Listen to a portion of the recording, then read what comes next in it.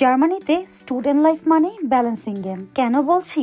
Recently আমার visa এক্সটেনশনের জন্য interview appointment ছিল, আবার সেম দিনে আমার ইউনিভার্সিটিতে ল্যাবও ছিল। একদিকে ল্যাব মিস করলে এক্সামে বসতে পারবো না, অন্যদিকে আউসল্যান্ডার বেহর্ডেতে না গেলে ভিসা এক্সটেনশনে ঝামেলা হতে পারে। অ্যাপয়েন্টমেন্ট ডেটটা চেঞ্জ করার জন্য আমি কলও দিয়েছিলাম, মেইলও করেছিলাম, but I got no response. আর তারপর ডিসাইড করলাম অফিসে গিয়ে ইন পার্সন কথা বলবো। আর এই তো আমি অফিসে চলে এসেছি।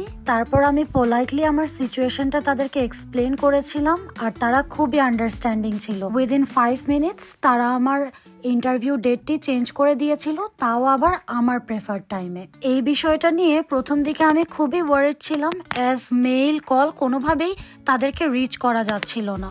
বাট অফিসে এসে কথা বলার পর মনে হলো আরে এ তো 5 মিনিটের কাজ, শুধুই প্যানিকড হচ্ছিলাম। Just for your information, from 1st of June Hamburg meter অফিসের লোকেশন তারা চেঞ্জ করে অন্য একটা লোকেশনে নিয়ে যাচ্ছে। যাই হোক, যেই ইমেইলের জন্য আমি 5 থেকে 6 দিন ওয়েট করেছি, সেটা একদিনেই মাত্র 5 মিনিটে সলভ হয়ে গেল। আর এটাই ছিল আমার আজকের দিনের লেসন। দেখা হবে অন্য কোনো ভিডিওতে। Till then, take care.